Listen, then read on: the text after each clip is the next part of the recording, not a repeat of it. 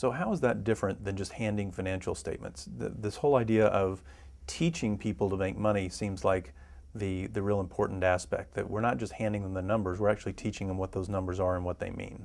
I think that's a really, really great question. And I have so many CEOs that come to me and said, but I give them the numbers, all right? I don't give anybody numbers. All the numbers in our companies come from the ground floor up. If they come from the top down, they're the top's numbers.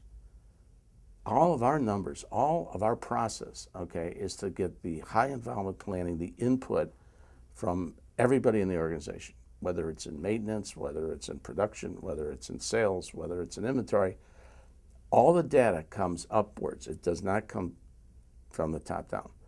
This is one of the greatest fallacies that people think about our book management. I'm going to get my CFO or I'm going to get my CPA. They're going to give them the numbers, and then all of a sudden they're going to accept ownership relative to the numbers. Nah, the ownership is upside down. You know, I think people are much, much tougher on themselves. And I think they should have the ability, with the proper information, to be responsible for the forecast of their particular ownership. I like the psychic ownership of the line, whether it's the receivable line or whether it's the debt line or whether it's the interest line. There's somebody in your organization that has a first name that's responsible for every one of those lines. And I like to humanize it, okay? And it becomes really exciting. And the simplicity of it is this. Everybody wants to make a difference.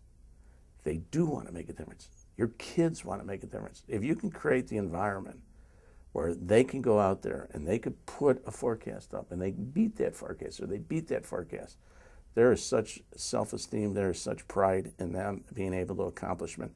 I mean, isn't it all about rewards and recognitions?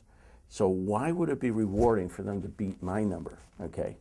The reward really comes from the standpoint is that they did it. You know, they felt good about it. They then go home and they pick up their spouse, they give them a hug, they go out to their communities.